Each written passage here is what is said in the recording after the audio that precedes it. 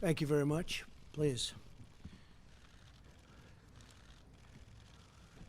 Very importantly, I'd like to begin by saying that we've just reached agreement. The Secretary of Treasury, Steve Mnuchin, with the major airlines, all of our great airlines, to participate in a payroll support program. This agreement will fully support airline industry workers, preserve the vital role airlines play in our economy, and protect taxpayers. Our airlines are now in good shape, and they will get over a very tough period of time that was not caused by them. The United States is continuing to make substantial progress in our war against the virus. We grieve at every precious life that has been lost to the invisible enemy, but through the darkness we can see the rays of light. We see that tunnel, and at the end of that tunnel we see light. We're starting to see it more than ever before. We've held our rate, the numbers, everything we've done. We've been very, very strong on it and very powerful on it. You look at what's happening in other countries, Spain, Italy, United Kingdom. We're working with them. We're trying to help them, especially with ventilators. They've been calling a lot. They need ventilators so badly. 15% of counties within the United States have 0 cases, and many counties within the United States have a very small number of cases. Large sections of our country are really looking at other sections and saying, wow, that looks bad, but they don't have the problem. I salute the American people for following our guidelines on social distancing. Even you people, it's so different looking out there when I look at you. Their devotion, your devotion, is saving lives. Today I'm instructing my administration to halt funding of the World Health Organization while a review is conducted to assess the World Health Organization's role in severely mismanaging and covering up the spread of the coronavirus. Everybody knows what's going on there. American taxpayers provide between $400 million and $500 million per year to the WHO. In contrast, China contributes roughly $40 million a year, and even less. As the organization's leading sponsor, the United States has a duty to insist on full accountability. One of the most dangerous and costly decisions from the WHO was its disastrous decision to oppose travel restrictions from China and other nations. They were very much opposed to what we did. Fortunately, I was not convinced and suspended travel from China, saving untold numbers of lives. Thousands and thousands of people would have died. Had other nations likewise suspended travel from China, countless more lives would have been saved. Instead, look at the rest of the world, look at parts of Europe, other nations and regions who followed WHO guidelines and kept their borders open to China, accelerated the pandemic all around the world. Many countries said, we're going to listen to the WHO, and they have problems the likes of which they cannot believe. Nobody can believe. The decision of other major countries to keep travel open was one of the great tragedies and missed opportunities from the early days. The WHO's attack on travel restrictions put political correctness above life-saving measures. Travel bans work for the same reason that quarantines work. Pandemics depend on human-to-human transmission. Border control is fundamental to virus control. Since its establishment in 1948, the American people have generously supported the World Health Organization to provide better health outcomes for the world and, most importantly, to help prevent global health crises. With the outbreak of the COVID-19 pandemic, we have deep concerns whether America's generosity has been put to the best use possible. The reality is that the WHO failed to adequately obtain, vet, and share information in a timely and transparent fashion. The world depends on the WHO to work with countries to ensure that accurate information about international health threats is shared in a timely manner. And if it's not, to independently tell the world the truth about what is happening. The WHO failed in this basic duty and must be held accountable. It's time, after all of these decades. The WHO failed to investigate credible reports from sources in Wuhan that conflicted directly with the Chinese government's official accounts. There was credible information to suspect human-to-human transmission in December 2019, which should have spurred the WHO to investigate and investigate immediately. Through the middle of January, it parroted and publicly endorsed the idea that there was not human-to-human transmission happening, despite reports and clear evidence to the contrary. The delays the WHO experienced in declaring a public health emergency cost valuable time, tremendous amounts of time. More time was lost in the delay it took to get a team of international experts in to examine the outbreak, which we wanted to do, which they should have done. The inability of the WHO to obtain virus samples to this date has deprived the scientific community of essential data. New data that emerges across the world on a daily basis points to the unreliability of the initial reports, and the world received all sorts of false information about transmission and mortality. The silence of the WHO on the disappearance of scientific researchers and doctors, and on new restrictions on the sharing of research into the origins of COVID-19 in the country of origin, is deeply concerning, especially when we put up by far the largest amount of money. Not even close. Had the WHO done its job to get medical experts into China to objectively assess the situation on the ground and to call out China's lack of transparency, the outbreak could have been contained at its source with very little death, and certainly very little death by comparison. This would have saved thousands of lives and avoided worldwide economic damage. Instead, the WHO willingly took China's assurances to face value, and they took it just at face value, and defended the actions of the Chinese government, even praising China for its so-called transparency. I don't think so. The WHO pushed China's misinformation about the virus, saying it was not communicable and there was no need for travel bans. They told us when we put on our travel ban, a very strong travel ban, there was no need to do it, don't do it. They actually fought us. The WHO's reliance on China's disclosures likely caused a 20-fold increase in cases worldwide, and it may be much more than that. The WHO has not addressed a single one of these concerns, nor provided a serious explanation that acknowledges its own mistakes, of which there were many. America and the world have chosen to rely on the WHO for accurate, timely, and independent information to make important public health recommendations and decisions. If we cannot trust that, this is what we will receive from the WHO.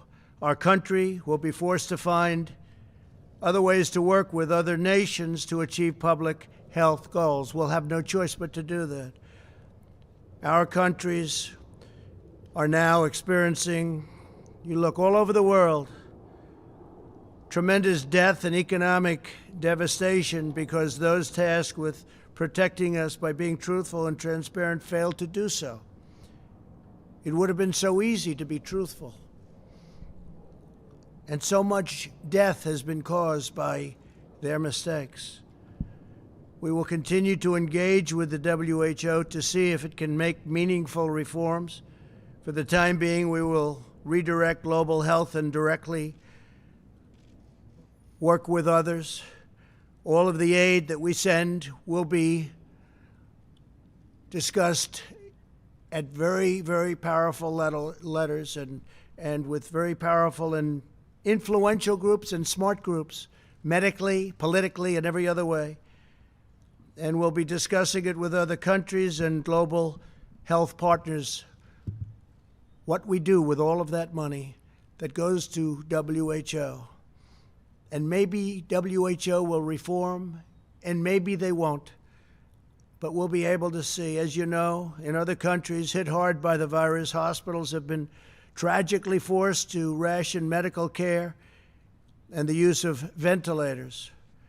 But due to our early and aggressive action, the skill of our healthcare workers, and the resilience of our healthcare system, no hospital in America has been forced to deny any patient access to a ventilator, with all of the talk you've heard, where some states wanted 40,000 ventilators. I said, that doesn't work, 40,000. And they ended up with 7,000 or 8,000. And they had no problem. 40,000 ventilators for one state. It was ridiculous. The scariest day of my life was about a month ago, when after a long day of meetings, my team told me that we were going to be needing 130,000 ventilators, that we were short hundreds of thousands of ventilators. This is the system we inherited. I had governors requesting unreasonable sums that the federal government just didn't have. And you look at the states didn't have, the states were not prepared. I knew that every person who needed a ventilator and didn't get one would die. And that's what we were told. They would die. I saw in other countries doctors having to make decisions on who got a ventilator and who didn't.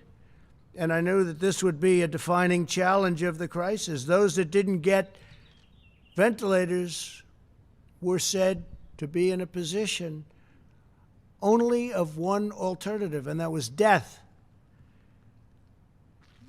Would we be able to prevent Americans from dying because we couldn't get them ventilators? And the ventilators that they needed, and they needed immediately. I instructed my team to move heaven and earth to make sure that this didn't happen. We started to smartly ration and distribute the ventilators that we had and that others had.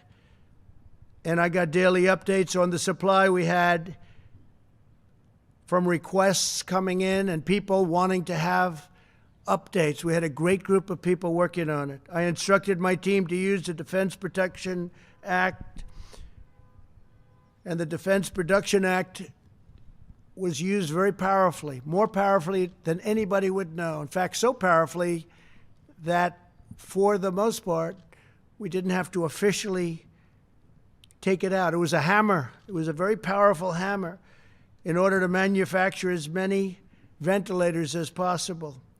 Last year, America manufactured, from a dead start, 30,000 ventilators. And this year, the number will be over 150,000 ventilators. It could be as high as 200,000, far more than we'll ever need. So we'll be able to stockpile. We'll be able to talk to states about stockpiling. These are high-quality ventilators. We had a choice. We could do inexpensive, less productive ventilators, or high quality. We've done a high quality ventilator. So we should have anywhere from 150 to 200,000 ventilators. In addition to that, we have 10,000 ventilators right now in the federal stockpile, ready to move. Should we need them? We might not. Should we need them in New York or New Jersey or in Louisiana or in Illinois or any other state that may need them if we have a surge? I'd like to ask Adam Bowler to come up and just say a few words. He's done a fantastic job, a young man who worked 24 hours a day on handling this situation, and I'd just like to have Adam, wherever he may be, come up and say a few words. Adam, please. Thank you very much.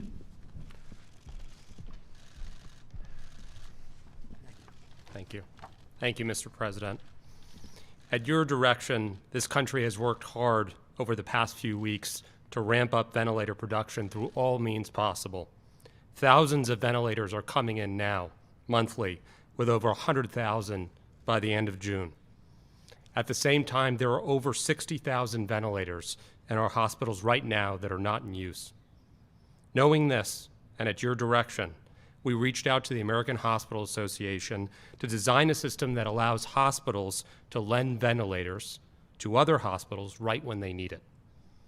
Within the past week alone, 20 top health systems have signed up for this dynamic ventilator reserve, representing over 4,000 ventilators.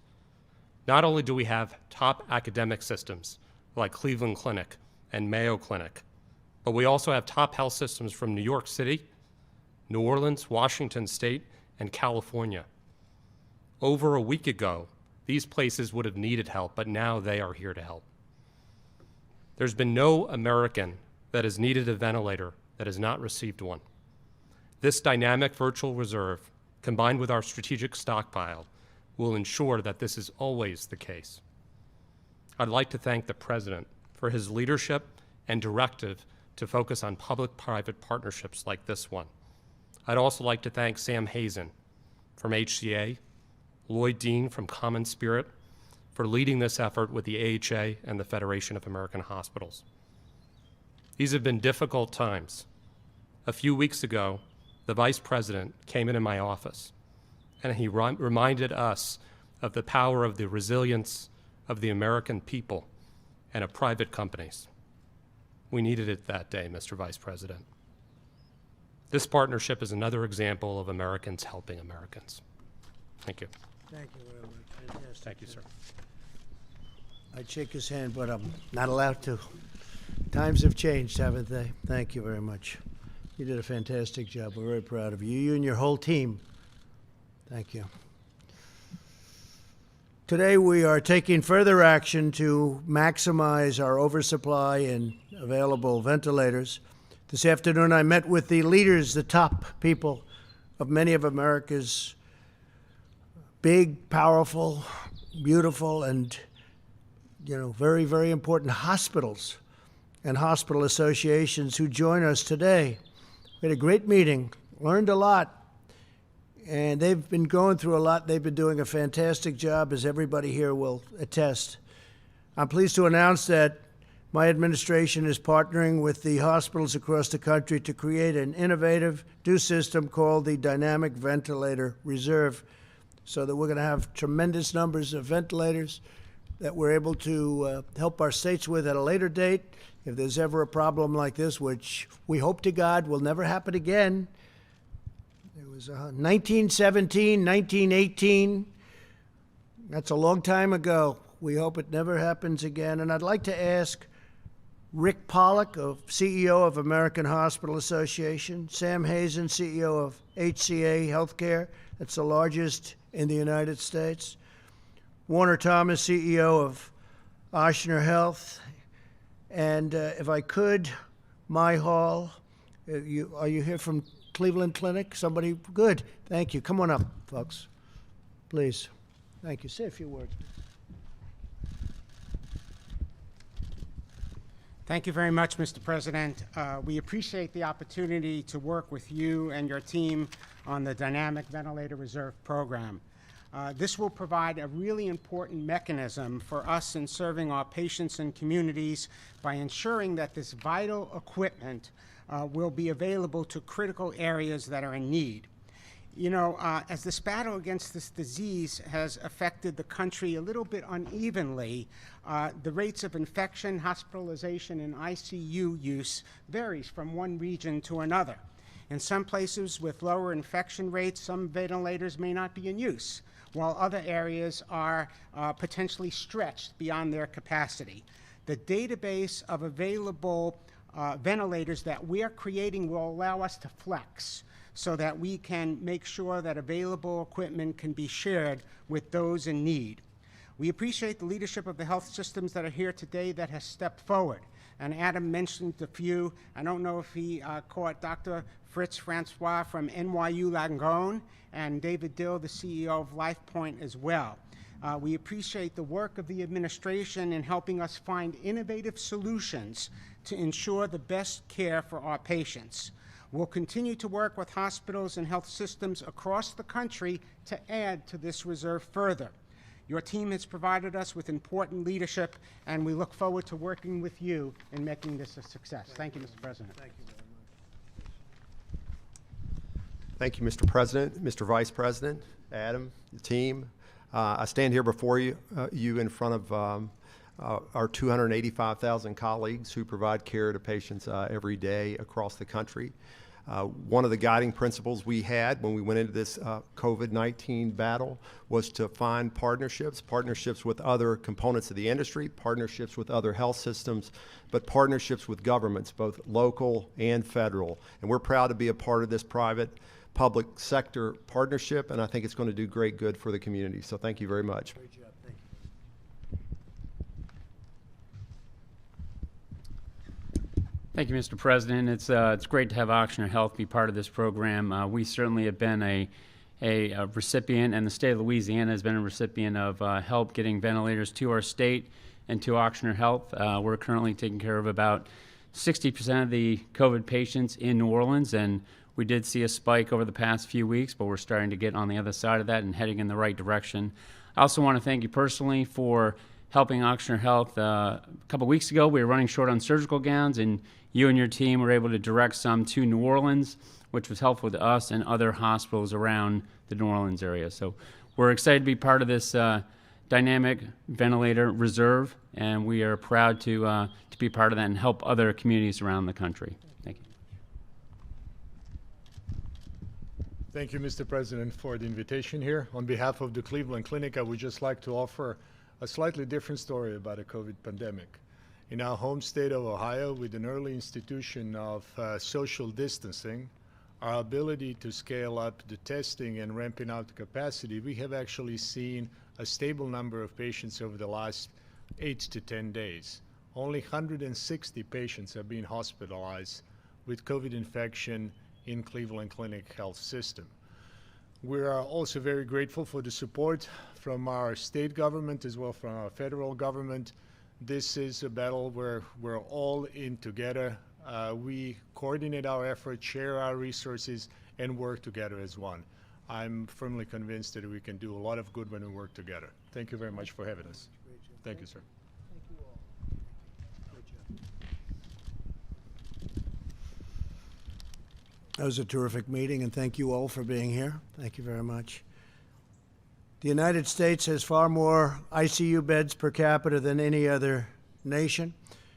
We have 34.7 ICU beds per 100,000 people, which is the best there is, compared with roughly 12.5 beds per 100,000 in Italy, 11.6 beds in France, 9.7 beds in Spain. Think of that, 34.7 we have, and 6.6 in the UK.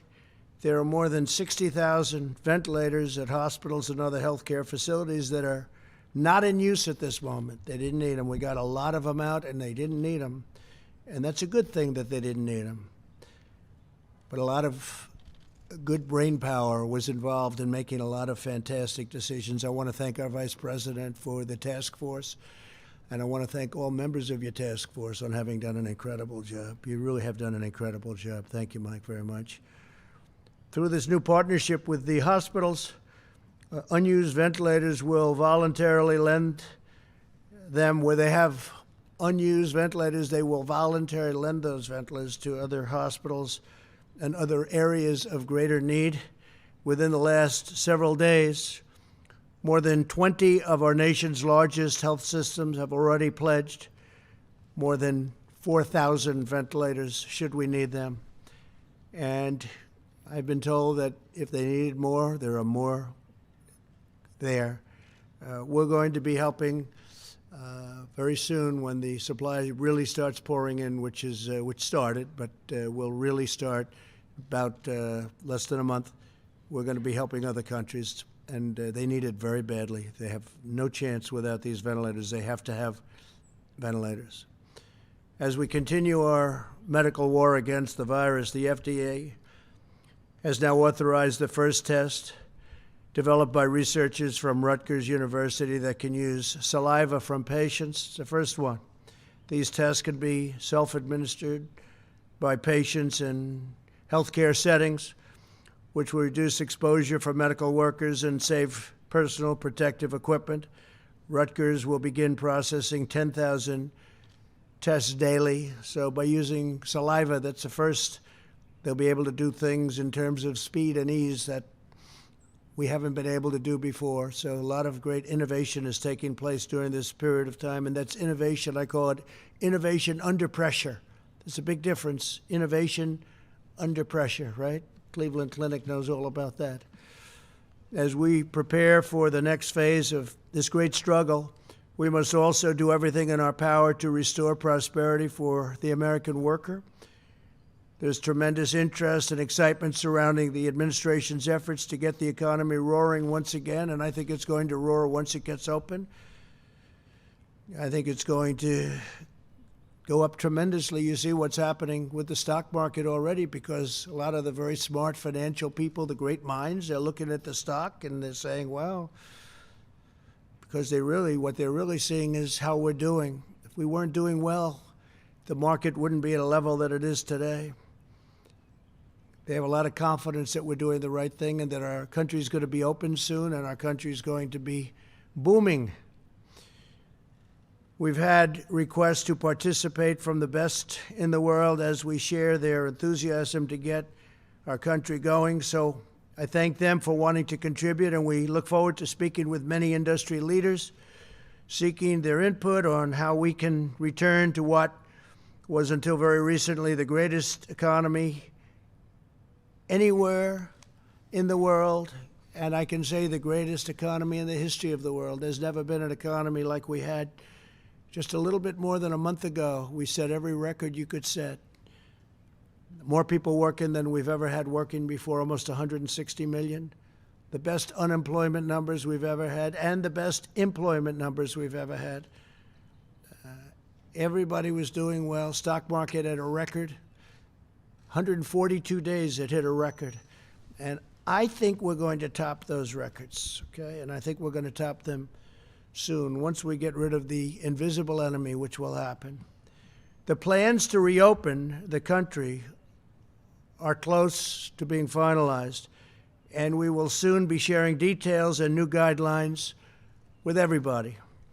I will be speaking to all 50 governors very shortly, and I will then be authorizing each individual governor of each individual state to implement a reopening and a very powerful reopening plan of their state at a time and in a manner as most appropriate. The day will be very close because certain states, as you know, are in much different condition and in a much different place than other states. It's going to be very, very close, maybe even before the date of May 1st. So that will be for some states. Actually, there are over 20 that are in extremely good shape, and we think we're going to be able to get them open fairly quickly, and then others will follow. The federal government will be watching them very closely, and we'll be there to help. We'll be there to help in many different ways, as we've been where we built hospital beds at a number that nobody's ever seen before, where we did the ventilators that we just discussed at a level that nobody's ever seen before. Nobody can even believe. Other foreign countries, even powerful countries, can't believe what we were able to do with ventilators. Big, powerful countries, big producing countries can't believe what we were able to do. We will hold the governors accountable. But again, we're going to be working with them to make sure it works really well. Now, we have a list of people that I'll be speaking to over the next very short period of time, in many cases tomorrow. We're going to have elected officials, and we'll be submitting that list to you within the next 24 hours. But we have a list of different industries that I'll be discussing by meeting by telephone because we don't want people traveling right now. The American Farm Bureau Federation, Zippy Duval, Cisco Systems, Tyson Foods, Purdue Farms, Cargill, Archer Daniels, Midland Company, Corteva, Tractor Supply Company, Seaboard Corporation, Grimway Farms, Mount Air Farms, and others in the agricultural business. In banking, it's Bank of America. Brian Moynihan's been great. J.P. Morgan Chase, Jamie Dimon, Goldman Sachs, Citigroup, Wells Fargo, U.S. Bancorp, Morgan Stanley, James Gorman, Grand Rapids State Bank, Southern Bancorp, all great institutions with lots to say and lots of good ideas. And if you look at how Paycheck has been working out, the numbers are incredible, and I hope Congress is going to be able to supplement the amount of money going to our workers. I hope they're able to get that done very quickly because it's been an incredible success. And many are already spending that money, and the money's been distributed at numbers that nobody believed possible for this short period of time. It was only a week ago. But a lot of money has been distributed already. It's going to keep our small businesses open. The Construction Labor Workforce International Union of Operating Engineers, Jim Callahan. North America Building Trades Union, Sean McGarvey. These are a lot of friends of mine. Laborers International Union of North America, Terry O'Sullivan. International Brotherhood of Teamsters, James Hoffa. National Electrical Contractors Association, David Long. Bechtel, Floor. National Association of Home Builders. Association of Builders and Contractors. Associated General Contractors, Richard Trumpka, AFL-CIO, G.H. Palmer. So these are some of the unions, pretty much almost all of the ones that will be on the line. In defense, we have Lockheed Martin, Honeywell, Northrop Grumman. These are all the top of each company, CEOs, chairmen, presidents. Raytheon, General Dynamics. Energy, we had a tremendous success recently with energy over the weekend. It finished with tremendous credit going to Russia and Saudi Arabia, and it could be as much as 20 million barrels a day, a cut, so that we can get rid of some of the tremendous excess oil that's been produced because of the fact that the virus just knocked out almost 50% of the business. It's been an amazing achievement. Some people say one of the biggest oil deals ever made, maybe the biggest oil deal ever made, they're saying. I didn't know that, but we were involved in getting that done, and it was very important. We're going to save hundreds of thousands of jobs for our energy industry, Texas and North Dakota, Oklahoma, all of our different energy states. It's great. So we're very happy about it. I want to thank everybody. We had it's called OPEC Plus. That's OPEC Plus, meaning some nations outside of OPEC. And I also want to thank the president of Mexico because he was terrific. He showed great dexterity and flexibility in getting the deal done. We want to thank him very much. On the energy front, we had ExxonMobil, Continental Resources, Chevron, Southern Company, Alabama Power, ConocoPhillips, Occidental Petroleum, Kinder Morgan, Hess Corporation, Perot Group, and a few others, big ones, great ones. Financial services, we have Blackstone, Stephen Schwarzman, Paulson and Company, John Paulson, Citadel, Ken Griffin, Elliott Management, Paul Singer, Vista Equity Partners, Robert Smith, Fidelity Investments, Abigail Johnson, MasterCard, Visa, Chubb, Sequoia, Stevens, Warren Stevens, great. Charles Schwab, Chuck Schwab, will be here by phone. Food and Beverage National Restaurant Association, McDonald's, Darden Restaurants, Coca-Cola, Pepsi-Cola, Chick-fil-A, Subway, Bloomin' Brands, Yum Brands, Papa John's, Wendy's, Waffle House, Starbucks, Wolfgang Pup, Thomas Keller, Jean George, my friend Jean George, and Danielle. You know them. From the transportation world, FedEx, Fred Smith, a legend. United Airlines, Oscar Munoz. UPS, David Abney. JB Hunt. YRC Worldwide. Crowley Maritime. Incredible, big, powerful shippers and transportation companies. In telecommunications, we have the legendary John Malone of Liberty Media, Verizon, T-Mobile, Charter Communications, and Brian Roberts of Comcast. Thank you all very much. Healthcare, New York Presbyterian, Jerry Spire, friend of mine, HCA Healthcare, Sam Hazen, thank you, Sam. Just met with Sam. Ascension Health, Common Spirit Health, Community Health Systems, Trinity Health, Cardinal Health, McKesson, 3M. Thank you, Mike Roman, for helping us with face masks. It worked out well for everybody. Procter & Gamble, Abbott Laboratories, Johnson & Johnson, Merck, Pfizer, Eli Lilly, Thermo Fisher Scientific. They've been helping us incredibly with testing. Gilead Sciences, Abivax, Regeneron, Biogen, Roche, and Roche has been fantastic on testing. The job they've done, I have to call them out. They have stepped up like very few. Anthem, United Health Group, Aetna, Cigna, and Humana, all the big ones.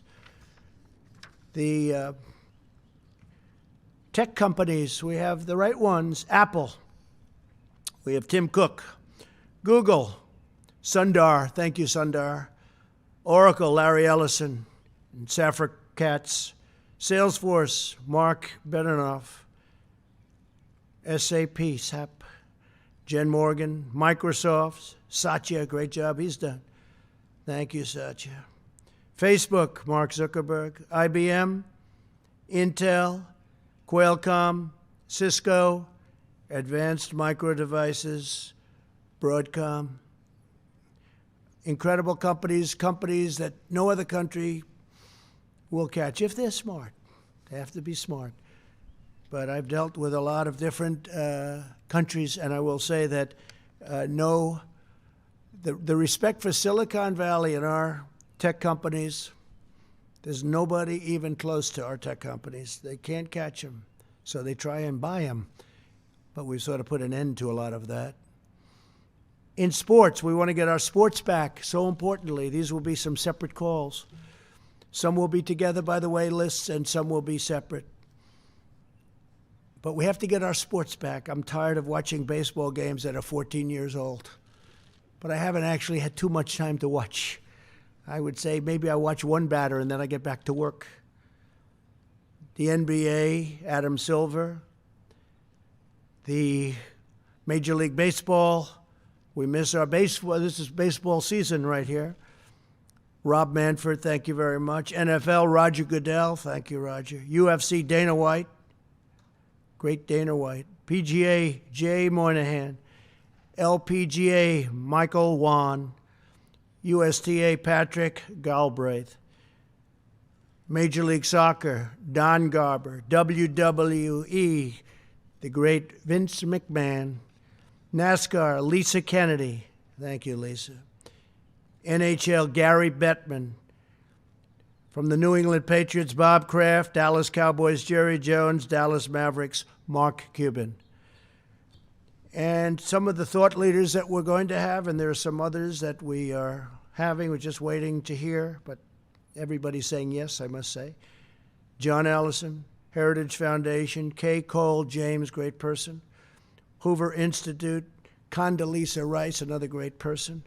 Art Laffer, Steve Moore, Steve Forbes, Larry Lindsay, Catherine Reynolds, Scott Gottlieb, just spoke with Scott, Jim DeMint, and Jim has been a terrific friend, Bill Haggerty and Ray Washburn.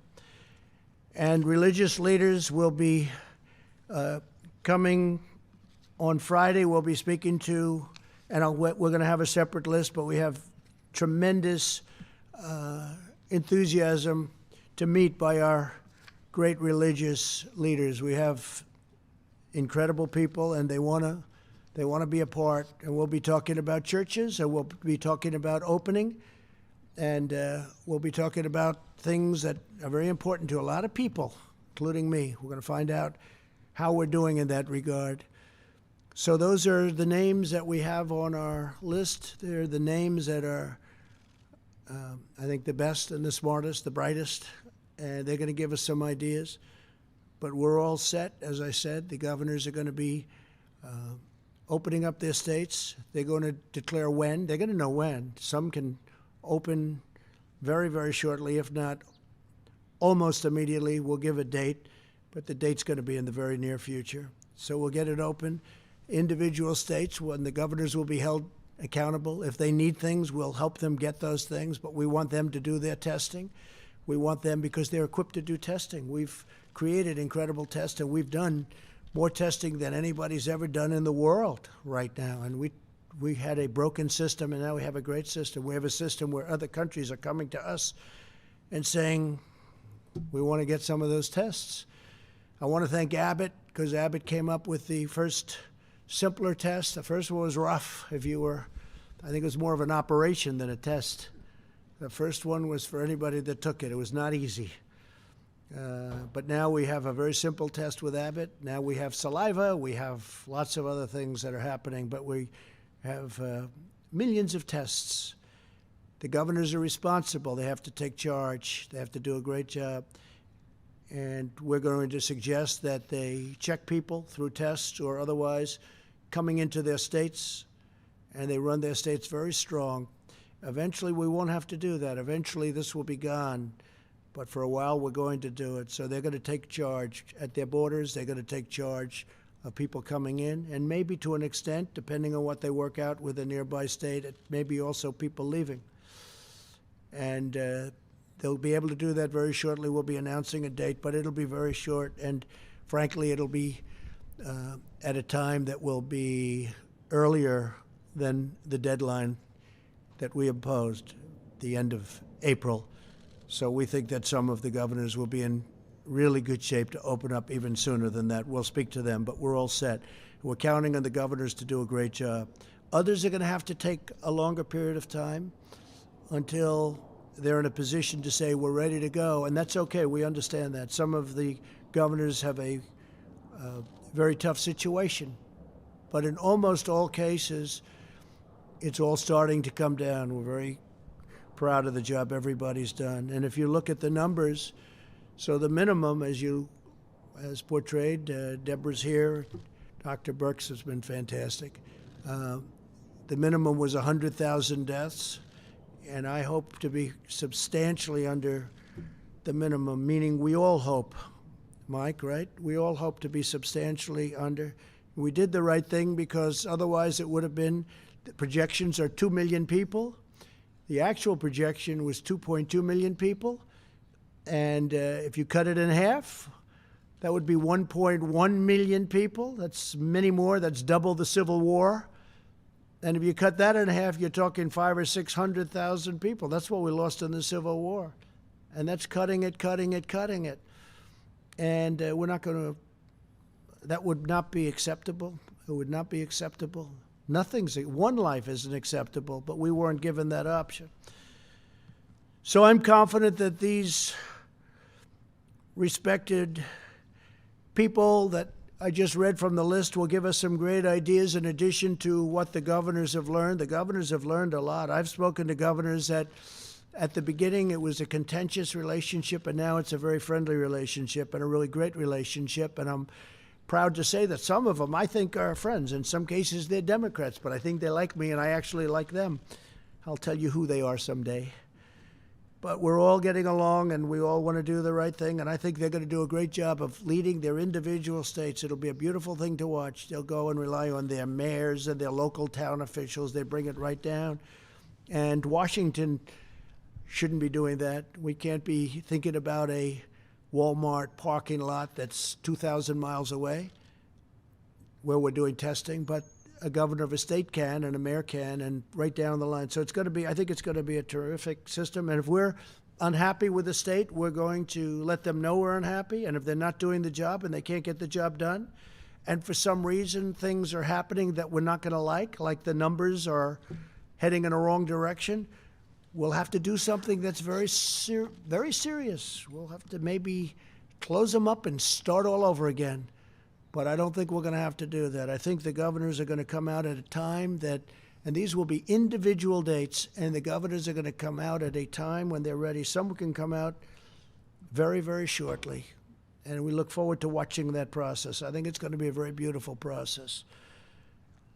Our discussions will focus with the people that we're dealing with on rejuvenating the economy and always health, always health. Health and life living is number one, but the rejuvenated economy, and I think it's going to go quickly. We'll be utilizing our robust testing capacity for the governors. We'll be giving them what they need if they don't have it themselves. We hope by now they'll be able to have it themselves. We were hoping they would have had it themselves early on, but they weren't. But such great advances have been made.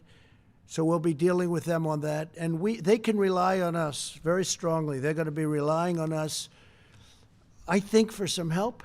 And we're there, whether it's building hospital beds, which I don't think they're going to need. You look at Javits Center, a great, great job that the Army Corps of Engineers did. FEMA got involved. We actually ended up sending our medical people. That was not a COVID-19 center, and they asked, could you do that? And then even after we did that, it was not used very much, meaning they didn't have to use it nearly to the extent that they thought when they conceived it. It wasn't that they made a mistake. Nobody made a mistake. We built it. I'd rather have too much than too little. Err on the side of caution. And it's really incredible what they did, including the two ships, the two great ships. And I just want to thank a lot of really great people, a lot of great politicians. And again, we're going to be announcing the political list tomorrow. And on there, we're going to have a lot of senators, and we're going to be having a meeting with the governors probably on Thursday, a meeting by teleconference, and a lot of things will be discussed, and some of the details will be discussed. But we want them to do an incredible job of running their states. I think they'll do an incredible job, too. After having gotten to know so many of them, I think each one of them will do an incredible job. And again, the federal government is there. We have ventilators if they need them. We have beds if they need them. We have hospitals if they need them. We have a testing capacity that's now second to none, where, again, other countries are calling us. Countries that you thought were doing well are calling us for help on testing. So we're there to help. And with that, if you have a few questions, we'll take them. And if not, that would be okay, too. Yeah, go ahead, please, Jeff. Mr. President, two questions. First, on your announcement about the WHO, I understand your grievances with them, but can you address why it is the correct time to do this now in the middle of a Well, we're going to be dealing with countries, and we're going to be dealing with leaders of different parts of the world. We spend $500 million a year. We have for many years, far more than anybody else, including China.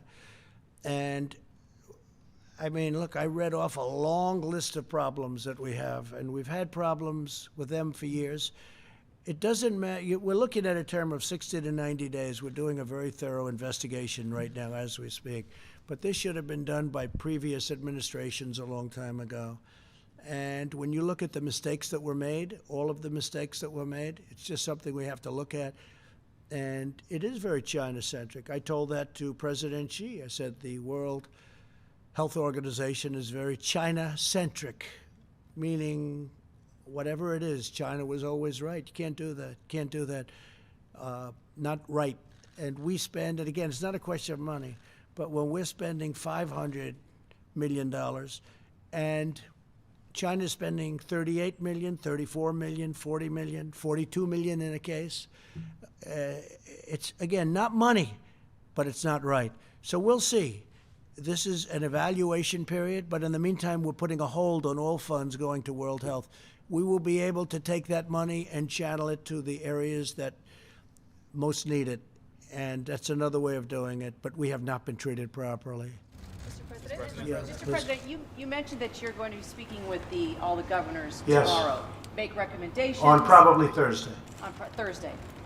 What if they don't listen to you or take your advice or obey you? Will you consider taking away their federal funding? I don't want to say that. They'll listen. They'll be fine. I think we're going to have a good relationship. They need the federal government, not only for funding, and I'm not saying take it away, but they need it for advice. They'll need maybe equipment that we have. We have a tremendous stockpile that we're in the process of completing. We're in a very good position. Again, the cupboard was bare when I got here. Nobody ever thought a thing, in all fairness to previous administrations, nobody ever thought anything like this was going to happen, but it did happen. No, the governors will be very, very respectful of the presidency. Again, this isn't me, this is the presidency. The presidency has such a great importance in terms of what we're doing. And you can talk about Constitution, you can talk about federalism, you can talk about whatever you want, but the best way, I'm talking now from a managerial standpoint, is to let individual governors run individual states and come to us if they have difficulty, and we will help them. Yeah, John? You talk about having testing and tracing equipment and the facility for that in place to open up the government. Dr. Fauci said this morning that critical testing and tracing ability does not currently exist. Well, I don't know. Look, I don't know. Hey, John, I don't know what he said. My question is, Nobody knows. My question is, will it exist by May 1st? The individual governors have testing. The individual governors, we have many forms of testing, and new testing is being developed. Our country has to get open, and it will get open, and it'll get open safely and hopefully quickly. Some areas quicker than other areas, but there is tremendous testing, and the governors will use whatever testing is necessary. And if they're not satisfied with their testing, they shouldn't open. But they'll use whatever testing is necessary. Go ahead, please. Thank you, Mr. President. Back to the WHO. Will you support the organization again if Tedros is immediately replaced, or do you want to see him step down as possible reform? Well, we're doing an investigation. I don't know the gentleman, but I know there have been problems, and it's been very unfair to the United States, just like the World Trade Organization has been very, very unfair, and now they're coming into line. When they consider China a developing nation, and because China's a developing nation, they take massive advantage of the United States. Why didn't other presidents stop this? I've been talking about it from the day I got in, and we're looking at that very, very strongly. World Trade, So I have a problem with World Health and World Trade, both of them. I'm not sure which is worse, you want to know the truth, but we'll figure it out, okay? Go ahead, please. Thank you, Mr. President. You were just criticizing the WHO for praising China as transparent, but you were saying many of the same things about China just a couple of months ago. So, I mean, how do you square your decision to... Well, I did a trade deal with China, where China's supposed to be spending $250 billion in our country. We're going to be watching very much to see. Now, we got a little bit waylaid by the virus. But look, I'd love to have a good relationship with China. But if you look, and we made a phenomenal deal. China has paid, because of me, China has paid us tens of billions of dollars over the course of a very short period of time. Billions of it. Some of that money has been spent to farmers where they were targeted by China. We cannot let that happen. We can't let that happen. So we ended up signing a very good trade deal. Now I want to see if China lives up to it. I know President Xi. I think he will live up to it. If he doesn't live up to it, that will be okay too, because we have very, very good alternatives. Go ahead. Yeah, thank you.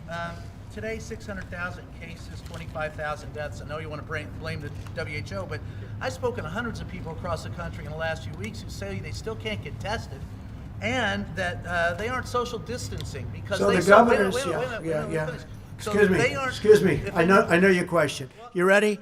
The governors are supposed to do testing. It's up to the governors. Go ahead, please. Mr. President, go ahead, please. That's not the question. Quiet. Quiet. If we could just get back to May 1. Mr. President, they are following your lead, that they are not social distancing. The governors are doing the testing. It's now not up, and it hasn't been up to the federal government. Go ahead. Mr. President, I'm going to have a quick follow on the WHO, but if May 1... I told them when they put this guy here, it's nothing but trouble. He's a showboat. If you keep talking, I'll leave, and you can have it out with the rest of these people. If you keep talking, I'm going to leave, and you can have it out with them. It's a simple question. Just a loudmouth. Go ahead.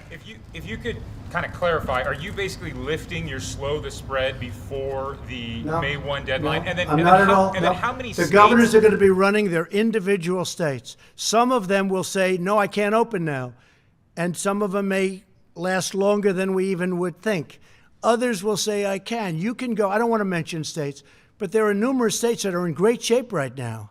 They're viewing the rest of the country like, we don't even believe this is happening.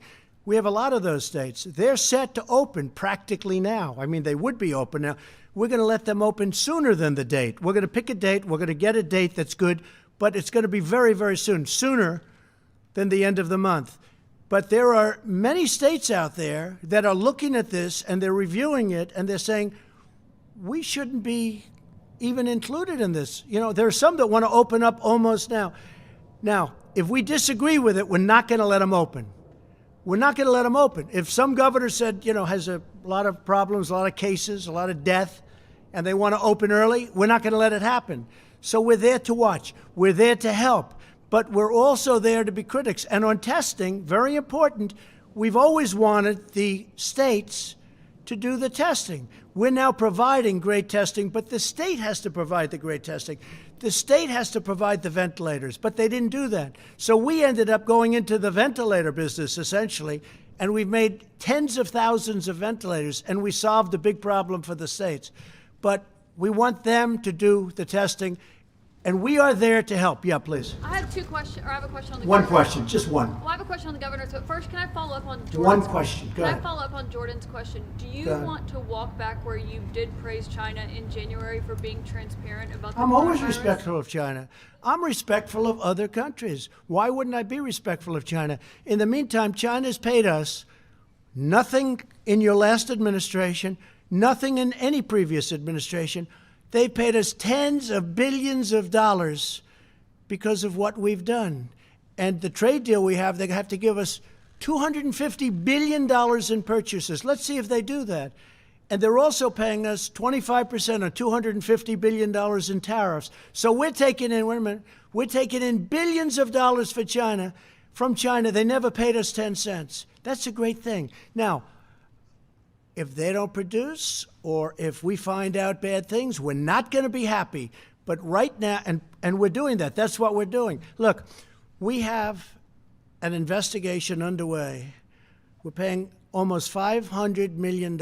We have an investigation underway on the World Health Organization.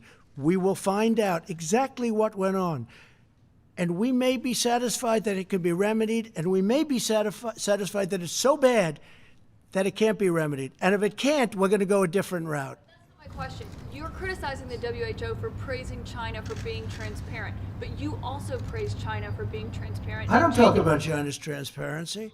January, there's Well, a you tweet- know, if I'm so good to China, how come I was the only person, the only leader of a country that closed our borders tightly against China? And by the way, when I closed our border, that was long ahead of what anybody, you can ask anybody that was in the room, 21 people. I was the one person that wanted to do it. Deborah can tell you that better than anybody. I was the one person that wanted to do it. You know why?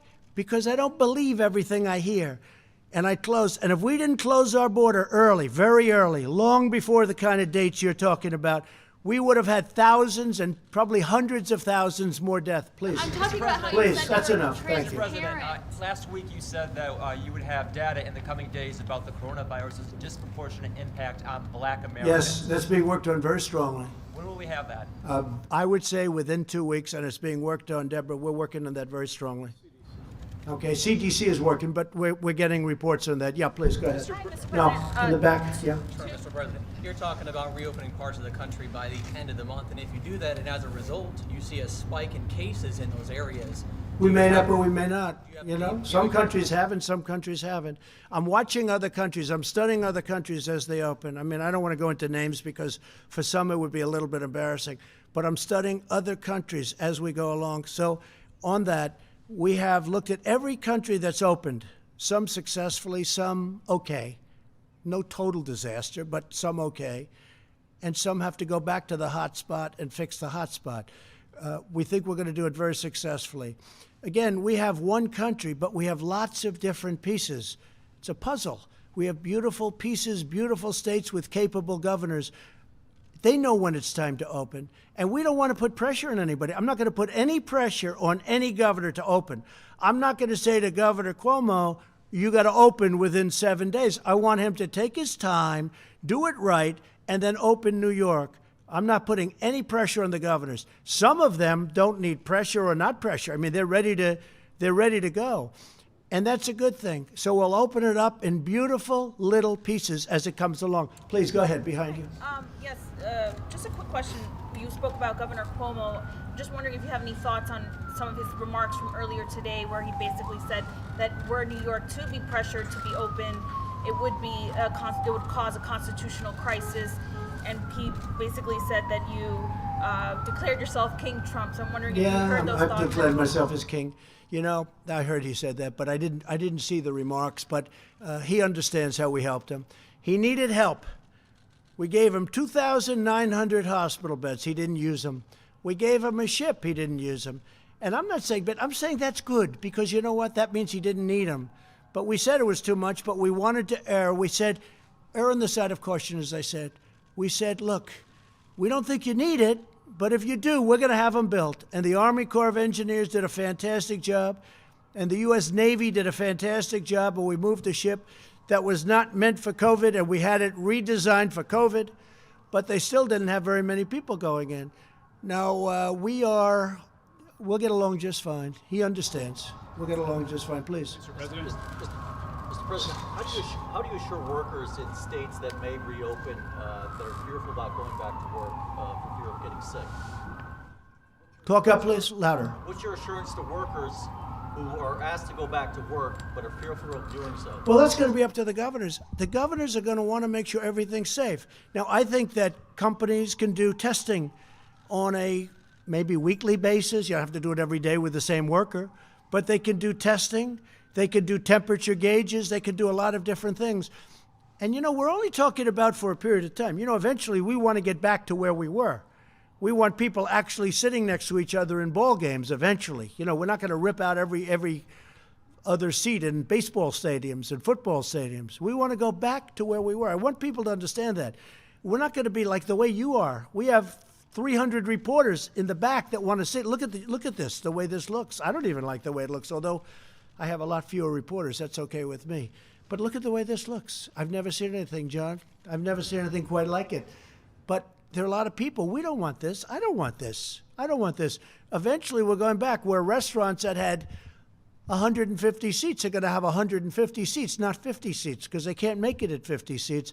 But more importantly, the atmosphere is even better. We have to get used to it. We have to get used to it. I don't know that people are going to be shaking hands as readily. Some will. I said to some of the hospital people today, so will people be shaking hands again?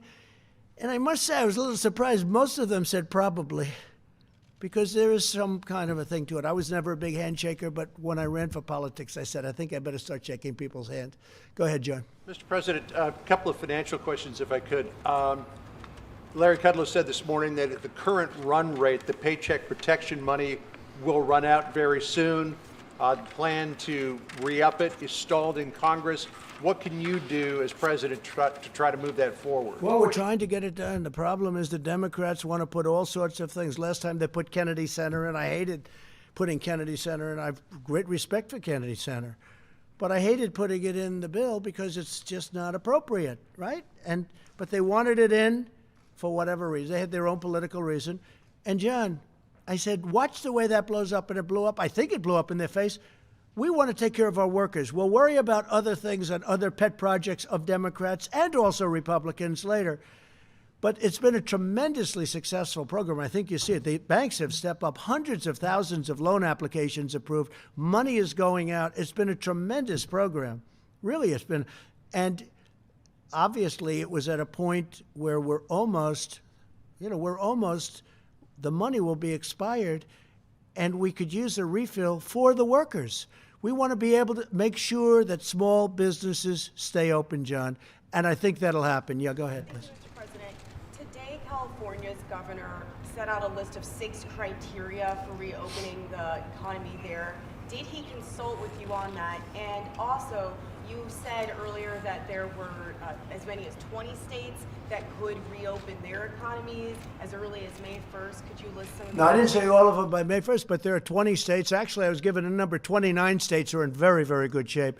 I don't want to say whether or not the governor spoke with me about that, but we've had a very good relationship, Gavin Newsom, and very, very good relationship. Yeah, in the back. Go ahead, Mr. please. President, thank you very much.